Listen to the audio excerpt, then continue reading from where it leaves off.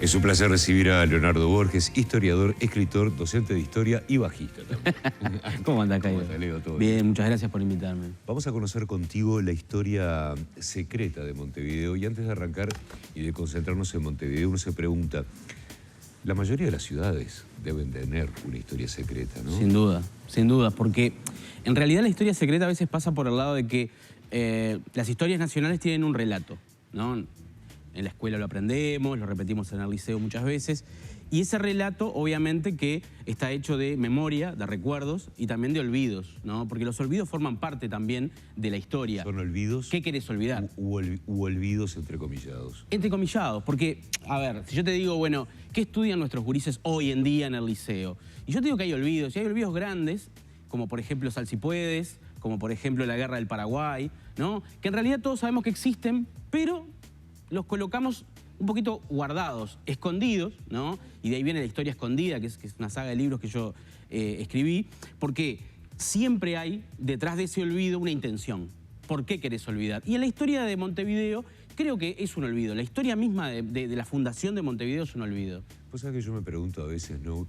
Porque bueno, nosotros somos de alguna manera hijos de esos ocultamientos de los que vos hablás en lo que tiene que ver en la historia, de ensalzar también, mucho también, la historia de un país para generar un sentido de pertenencia, un patriotismo. Y los resultados no siempre son buenos. No. Porque la historia es muy importante saberla, y saberla entera para poder construir el presente y el futuro. ¿Hacia dónde va esta materia? Y perdóname que me vaya un poquito del libro, pero me parece que también tiene que ver con tu profesión, ¿no? ¿Hacia dónde va la materia historia?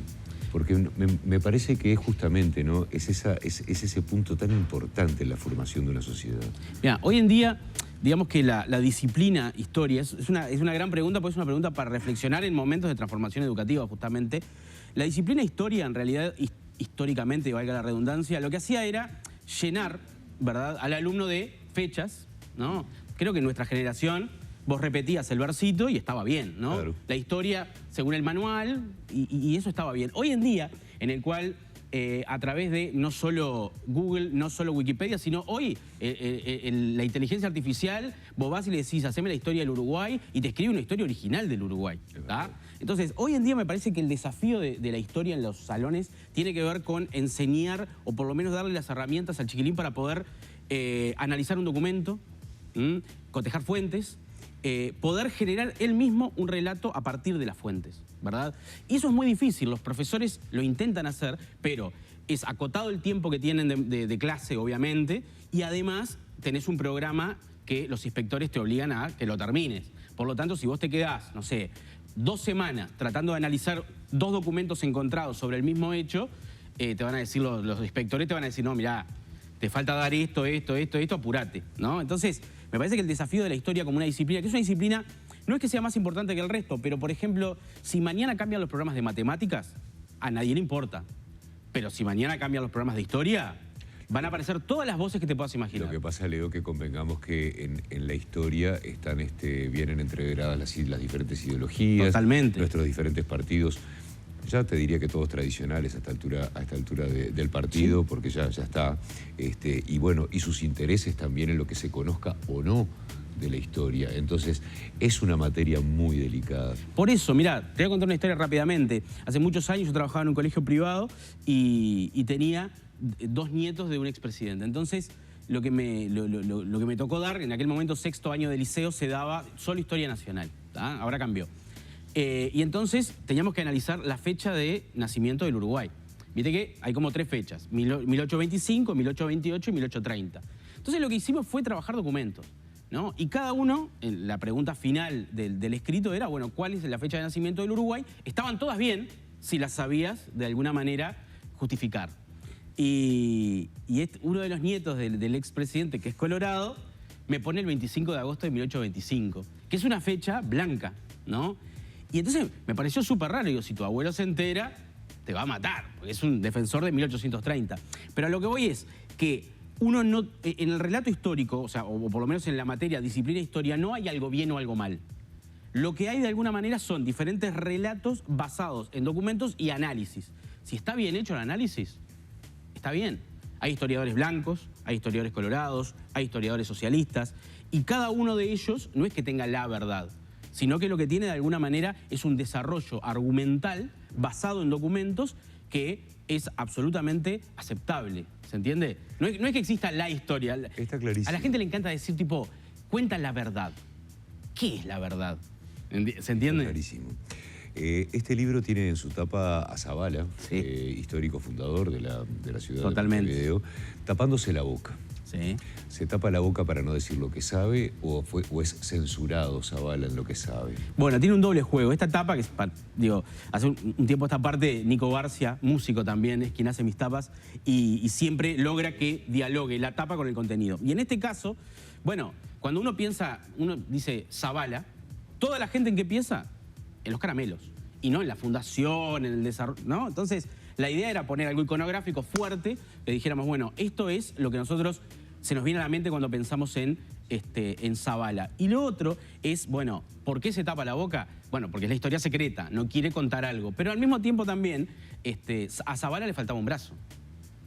Lo cual nunca, no es algo que sepamos. Zabala vino de España a Buenos Aires para ser gobernador, ya faltándole un brazo que lo había perdido en una batalla. Y el rey le había regalado un brazo ortopédico, pero de plata, ¿no? Y él, en vez de usarlo en el brazo, lo usaba en el cuello, orgulloso, como diciendo, mirá, este me lo regaló el rey. Los problemas de columna que tenía Zabala también. Sí. Pero bueno, también estábamos jugando con el tema de la mano, ¿no? Que viste que en la Plaza Zabala el monumento tiene los dos brazos. Sí, es verdad. Es un Zabala joven. Bien. ¿Qué recorre esta historia secreta de Montevideo? ¿Desde dónde hasta dónde, más o menos? Bueno, esta historia arranca con la fundación de Montevideo, que no sabemos cuándo fue, 1724, 1726, 1728, 1730. Hay como que la historia del Uruguay es la historia de las dos bibliotecas. Eso típico, ¿viste? Bueno, siempre. Arranca ahí y de alguna manera termina en el siglo XX. ¿Tá? ¿Por qué? Porque yo lo que intento probar como hipótesis general es que ese núcleo fundador poblacional de Montevideo, que eran canarios, eran de las Islas Canarias, reprodujeron formas de ser, de actuar, de sentir y de hablar que hasta hoy en día tenemos. Porque en realidad todo libro de historia nacional intenta responder la misma pregunta: ¿quiénes somos? Bueno, eso me lleva a debates como el lenguaje inclusivo, me lleva a debates como el lenguaje rioplatense, ¿verdad? Las deformaciones del lenguaje, del castellano, del que se supone que, bueno, que venimos nosotros, ¿ya nacen desde ahí, por ejemplo? Bueno, hay un montón. Mira, si vos lees muchos documentos de la época, te horrorizás por lo que nosotros entendemos que son faltas de ortografía. Por ejemplo, vaca con B larga, ¿no? Lees los documentos de época y decís, tipo, el castellano, por lo menos el español que nosotros tenemos, obviamente tuvo un desarrollo, ¿no? Tuvo un desarrollo en la gramática, desde la primera gramática, en el siglo XVI en adelante, tuvo un desarrollo. Pero claro, cada lugar tiene sus modismos, ¿no? Por ejemplo, digamos que los primeros fundadores le llamaban durazno al melocotón. Sí, bien. Y nosotros le llamamos durazno. Y eso viene de ahí, no le llamamos melocotón. Son pequeñas cosas, o por ejemplo la palabra charamusca, que todos sabemos lo que es charamusca, pero en otras partes no. O la palabra pileta, que en Argentina es una palabra que tiene que ver con una piscina. Sí, pero la pileta es la pileta de lavar la ropa. ¿tá? Y pileta es una palabra que viene del lenguaje náutico portugués y fue traída por estos primeros fundadores. Leo, ¿qué pasa cuando un historiador como vos se enfrenta a los documentos, ¿no? Porque digo, para todo esto hay que investigar, Sí. ¿verdad? ¿Qué pasa cuando un historiador se puede llegar a encontrar a veces con los documentos, si tenés acceso a la mayoría de ellos, con las contradicciones con las que yo estoy adivinando que vos mismo te encontraste? Con muchas, sí. Además, este libro pasó una cosa particular y es que este libro tuvo una primera edición en el año 2007. Hace muchísimo tiempo, tuvo 2 ediciones. Se discontinuó absolutamente y bueno, ahora que se vienen los 300 años, nosotros lo reeditamos con ediciones B, pero además se le agregaron capítulos, etcétera, etcétera. Y de 2007 hasta ahora, la aparición de un documento nuevo me hizo cambiar una premisa. Ajá. Cosa muy rara. No suele suceder que aparecen documentos nuevos hoy en día. Y es, por ejemplo, que Ramón de Cáceres, que era un memorialista que vivió el artiguismo, conoció a Artigas, estuvo en la Cruzada Libertadora, etcétera, en un momento, en la batalla de Sarandí, 12 de octubre de 1825, él dice, en su memoria, ¿no? Dice, yo le dije a Lavalleja que gritara carabina a la espalda y sable en mano, que es la frase de la batalla de Sarandí. Uruguayísimo. Y yo todo, dije, ¿no? qué mentiroso. ¿Viste cómo decís, este loco está metiendo cualquiera? Entonces, en el libro inicial, yo fui irónico. irónico, pero con sutileza, pero como diciendo... Hace 2 años apareció una carta, un documento en Florida, de un hombre que vivió la batalla de Sarandí, de apellido Costa, que fue presentada por el intendente, la carta, ¿no? Fue autenticada por los historiadores, que decía, yo escuché que Ramón de Cáceres le dijo a Lavalleja que dijera carabina a la espalda y sable en mano. ¿Viste? Te tapó la boca. Me tapó la boca. Perdón que me voy a estirar un poco, pero hay un término acá en el libro que me llama mucho la atención. El rey mismo nombró directamente a los integrantes, acá dice, fue una aventura casi cinematográfica y quienes fueron los artífices directos de esta creación, los inmigrantes de la corona, el rey mismo, nombró directamente para convertir la basofia en ciudad. ¿Qué quiere decir esto? Convertir la basofia en ciudad es una frase que yo saqué de alguien del que aprendí mucho porque trabajé varios años con él y escribí 2 libros, que es Carlos Maggi, que él lo dice en un libro que se llama La invención de Montevideo, por eso está entrecomillado. En La invención de Montevideo, él dice, bueno, esto era la basofia. ¿Tá? ¿Qué quiere decir? Bueno, era un lugar absolutamente pobre, era un lugar de casuchas, de barro, de madera, con techo de cuero. Era un lugar que nada tenía que ver con lo que uno imagina, ¿viste? Y bueno, y ellos convierten de alguna manera, dice Maggi, la basofia en ciudad. ¿Tá? Y bueno, todo esto de los primeros años se puede leer en Boulevard Sarandí de Milton Esquinca. La historia secreta de Montevideo es el libro de Leonardo Borges en todas las librerías, ¿verdad? En todas las librerías, bueno, a comprarlo.